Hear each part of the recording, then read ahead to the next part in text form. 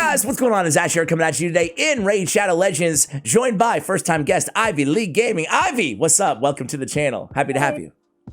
Thank you for having me. I really appreciate it. No problem. Welcome. First-time guest here. Today we're going to talk about free-to-play champions that everybody should be building in this game. But first, tell us a little bit about you and your Raid background. What got you started playing? How long have you been streaming and covering the game? I've been playing Raid for 2.5 years. I started streaming actually on Christmas Day. Oh, there we go. Last Christmas. Happy almost anniversary.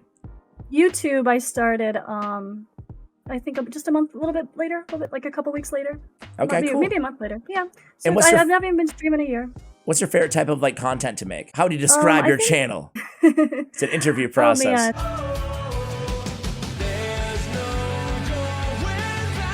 I like the streaming's more fun for me because it's more my personality-wise. We can just have fun and just have a laugh and just be myself and talk to people, and I like that more. You gotta be a little bit more on for YouTube, and it's a little bit more pressure. It feels like, you know. It's like a little bit less casual. Yeah. There's definitely pros and cons to both, but that's really cool. So you enjoy streaming. What type of content do you stream on Raid usually?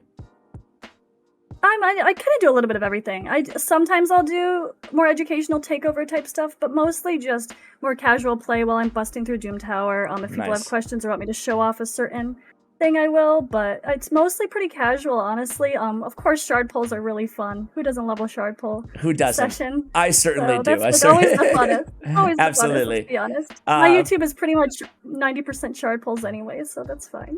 Same, Ivy, same. My viewers remind me all the time that I do have a number of those videos.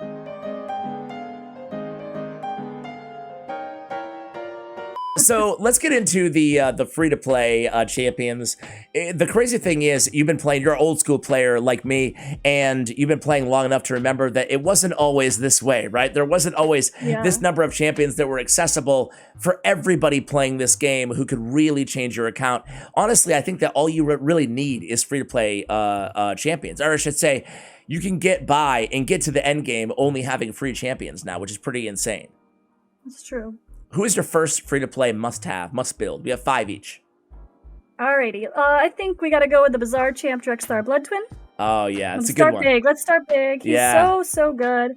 You can it takes a while to get him, so I think it can be daunting for people. I think seeing that one shard and knowing it's going to take 100 days is a lot, and it's so easy to forget, or make like, oh, I keep forgetting, but set a reminder, just make it a part of your routine when you do dailies or something to grab him. He's so good. He was my first Lego, and I mean, I used him in Doom Tower constantly. He's a Doom Tower king. I used him early on, and even in Arena because of the provoke. Like, he just really helped me a lot early game as being my first champion, but he's also super endgame viable as well.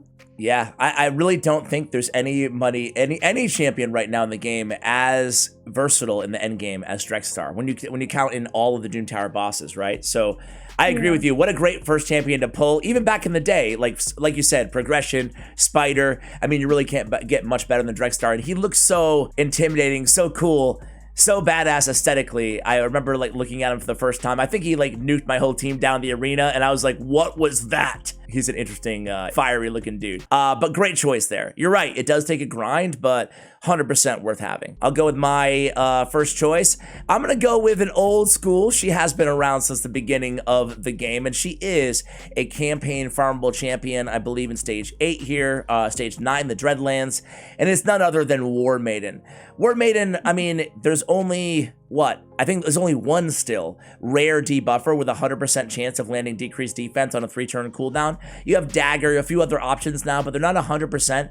And Warmaiden is Force Affinity, which is a tricky affinity to get for your debuffer, even in the mid game and the end game. So you can use Warmaiden a lot longer than you can a lot of the other rare champions that are popular in the early game. And I think she's a must-have for everybody starting their account because, again, she's free. You just go to campaign and you farm and you get her, right? Yeah, you can never have too many AoE decreased defense people, to be honest. Let's be fair, especially of having some of each affinity as well. I feel their presence in the air, in the walls. It has found us. And then there's annoying endgame reasons to have stupid secret room for rare attack champion only. So even if you build it early on, you won't later once you get to hard Doom Tower. That's a good point. That's a good point. Now you're totally right. Now there is a reason to build stupid rares for the end game. Who you have next? So we got Drexthar and Warmaiden so far. Let's go the opposite end of the spectrum and talk about our uncommon friend Armiger. Ooh, good choice. Good choice. So you're considering him free, which I do as well, because anybody can pull him from a mystery shard at any time. He just pulls some mystery shards. And you just dupe him with dupes of himself. You don't waste your rare books on him. Wait till you get dupes of him, I would say.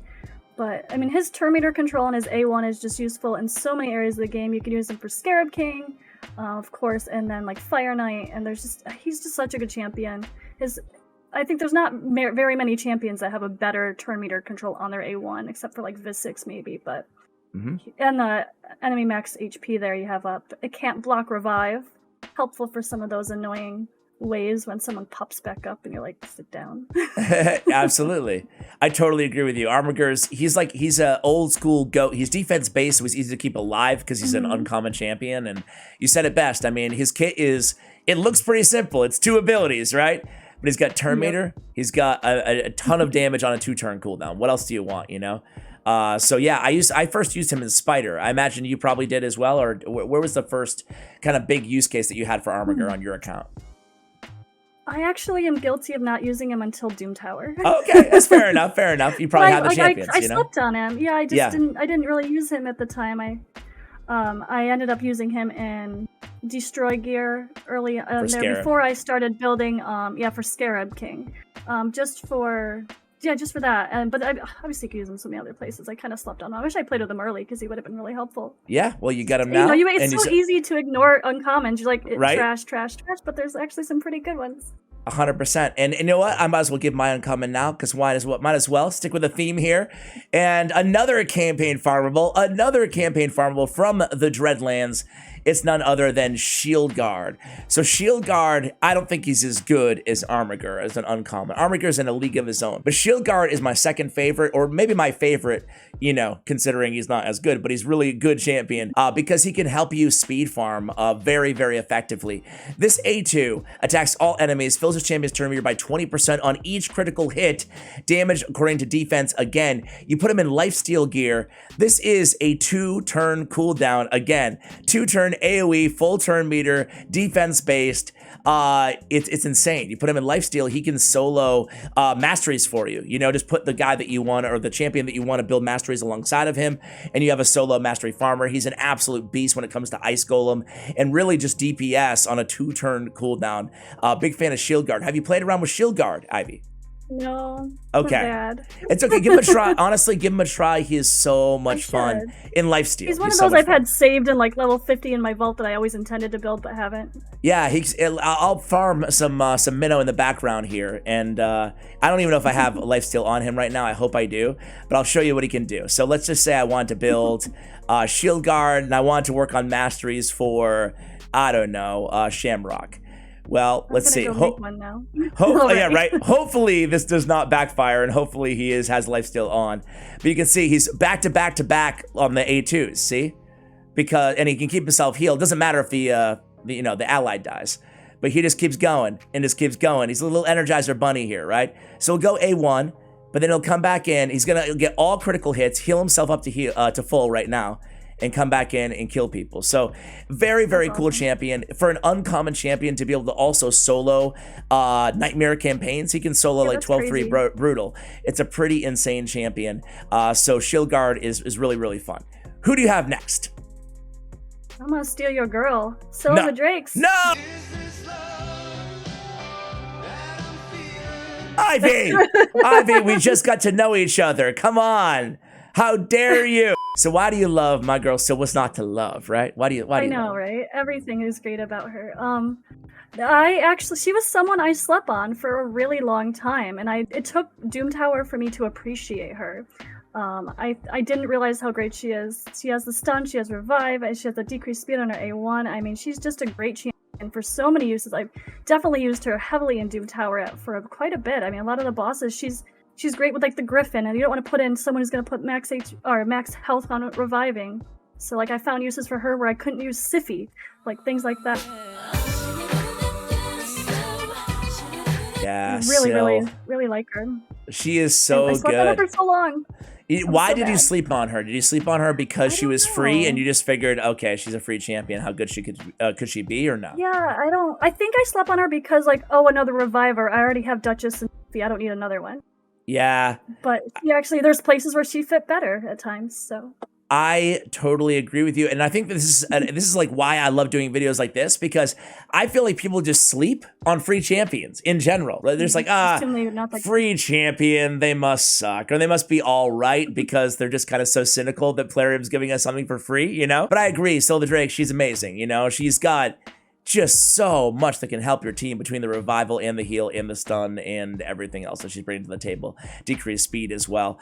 So great choice, Ivy, even though you stole my girl. Unbelievable. Can't have it. And she's looking at you too, not even looking at me anymore. This is unbelievable. All right, enough of my cheesy dad jokes here. I'm gonna go with a sneaky one here.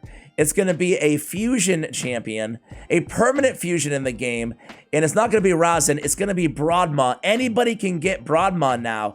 He is a Void Affinity Lizardman champion, as you guys can see, and he recently got a pretty significant buff that took him from maybe a little bit below average to a little bit above average. Certainly for Lizardman Faction Wars, but really anywhere you need a reviver, he's not bad anymore. They increased the chance of freeze on his A1. On his A2, they added a turn meter fill. They also reduced the cooldown of his revival. I believe his A2, they reduced the cooldown as well from a 4 to a 3. I'm not 100% sure on that, but either way, the revival, they definitely decreased it from a 5 to a 4 when booked. So revive 2 random dead allies with a block damage for 1 turn. On a 4-turn double revival, not so bad. And last but not least, his base speed, if you look at him when he is 6 stars, is much faster than this. I think he's around 105 base speed, so a very fast reviver, which you'd love to see. Thoughts on Broadmaw, Ivy? Yeah, for so long the Lizardman faction really lacked support, so I built him for Faction Wars because I had to. I really needed his revive. It was the level 21 is hard. The boss hits hard, it ignores defense, so I had to pick a couple people back up, and he was there for that. But yeah, he's always one of those champions that people are like, oh, Broadmaw, but he's definitely better now. Definitely worth it. He has a bad rap, this weird-looking lizard man dude fellow. It's a guy, right? It's a guy? Yeah, it's a guy. Yeah. Here we go again. I'm very bad at genders here on the channel. Apologize. And they changed his aura too, to your point on Faction Crypts. It used to be Arena, I believe, and they changed it to Faction Crypts, which makes a lot more sense. So this guy's definitely necessary, or not necessary, but very helpful for Faction Wars. And there's also a secret room like Lizard Man Faction Epics only on Doom Tower Hard, so he's clutch in that area as well. All right, who do you have next? All right, we'll go to another epic here, Archmage Hellmut. Ooh. Now he's a little bit, he's Doom Tower, so some people might not quite be able to get him very fast depending on your level of your account, but it is normal Doom Tower, getting those fragments, doing the secret rooms. It's the first guy you get, too. He hits like a truck. He's fun. Yeah, you get him early. He's better than the Legos. Wasn't it? Yeah, because what was the first Lego? Thea the Tomb Angel. That's right. Yeah. He was. People were more excited for Hellmut than they were for her. I remember that. And he hits so hard. He's got so much value. Yeah, I'm a big fan. He's so fast too. You're totally right about hitting hard though, right? Because you look at his kit, you're like, okay, he's stunning. He's got support, turn meter. He's immune to turn meter. He's got the support ability. This is a great 3-turn cooldown. But then you don't recognize until you build him. You're like, wow, he hits hard too. This guy's got it all, man. So I agree with you. A legendary and epic skin if there ever was one, right? Definitely.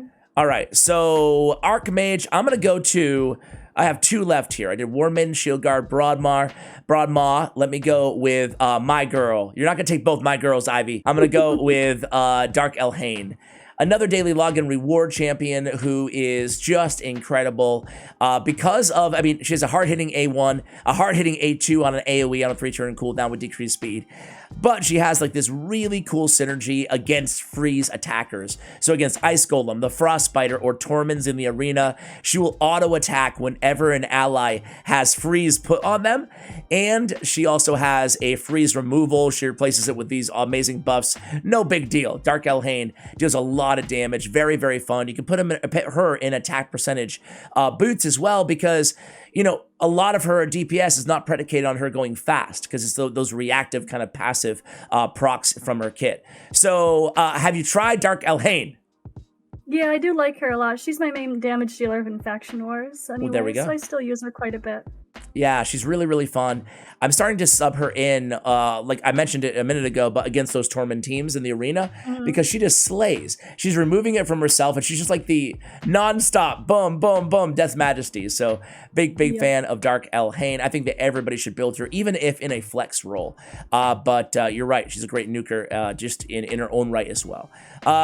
Do you have, this is your last one, right? Yep. Okay, who we have? All right, hi Khatun. Get her nice and early. Yeah. Another login champion. People are always like, arena is one of the hardest things it seems for early game people, and she can be your speed, your aura. She can be your speed booster. Her A2 to increase speed. She drops turn meter on her A3, and the decreased speed on her A1 is really useful even late when you're working with Scarab King and other bosses that kind of need that. Yeah. She's really viable and worth building, and she'll at least. If you don't use her in Doom Tower late game, I'm sure you'll stick her in Faction Wars or somewhere. She's still a great champion. 100%. And you made a good point there. Like, her endgame viability is certainly above and beyond what you're getting from most of the free champions that we talked about today. So totally agree with you. She's very fast. She's the queen of speed in every single ability. She's doing something to turn meter and speed. So very, very good champion. Last but not least, I'm going to go with another campaign free champion. And it's going to be, I believe, from stage 12 here, and that is Diabolist. So Diabolist does not scale as well into the end game as really almost all the champions that we talked about today, but I think she's a great champion to take to even 5 stars for newer players, and she can, you know, be very, very viable in the mid game as well. She has, first of all, she's very fast, right? Let me see what her total speed, I think it's 110. Let me check real quick here. So a rare champion that is free with a 110 base speed. That's awesome. I didn't realize it was that fast. Yeah, very, very solid there. She has a sleep on the A1, okay, whatever. But on the A2, she has an increased speed on all allies on a 3-turn cooldown with an attack on all enemies. So again, you're getting that 30% increased speed from a champion that's not High Khatun or Apothecary from a rare champion. And then we have the turn meter fill and the turn meter depletion, kind of like a mini Lysandra here on an A3 on positive charge. So in terms of her speed and her turn meter and her increased speed, she's bringing a lot to the table. Very fun champion. She actually has decent damage as well on this AoE attack. So she's got a lot going for her, and she's a free champion for everybody inside the game. And that concludes my list. So we have 10 champions to recap. Ivy, do you want to recap your 5? Drexthar, Armiger, Scyl of the Drakes, Archmage Hellmut, and High Khatun. Good choices. Great choices. I had Warmaiden, Dark Elhain, Diabolist, Shieldguard, and Broadmaw. So there you guys go. We got 10 champions for you to invest in. Hopefully you've already invested in a couple of these champions, but if not, hopefully we've given you an idea or two. Perfect time to check out IveLee's YouTube channel. I will be on there as a guest. What are we talking about? Want to give a little teaser, Ivy? Yeah, we're going to talk about game changers for our accounts. Like, going through, there's always like moments that you're just all of a sudden just catapulted into excitement. Okay. Excitement. So like game-changing moments on our accounts. Awesome. I got a few. There's been so many moments where I like get frustrated with the game, and then something happens, and I'm like, fine, I like the game again. All right, fine. right. They have this way of just when you thought you were out, they pull you back in, Plarium style, right? Yeah. But there's one more thing. You're going to get lots of YouTube comments if we forget your honorable mentions. Oh, yeah. Hey, good point. Good point. So we were going to honorable mention at the end of the video. My bad. Yeah, we were actually going to include the 2 obvious choices here, Visix the Unbowed and Grush the Mangler. Thanks for bringing this up, Ivy. But we figured 240 days or 270 days to be considered a free champion that everybody should build was maybe stretching it a little bit. So we decided to leave them off the list, but obviously a big shout out to Visix and Grush the Mangler. They're both tremendous champions as well, so maybe we could call it 12 champions that everybody should build. But thank you for the reminder there, Ivy. Check us out on Ivy's YouTube channel. Any final thoughts before we let the folks go? No, but thank you. I really appreciate you contacting me. No problem. No problem. My pleasure, guys. Hopefully you enjoyed the video as much as we did. Go ahead and check out Ivy's links, as I mentioned before, in the show notes below. Thank you so much for watching all the way till the end. And as always, take care, guys.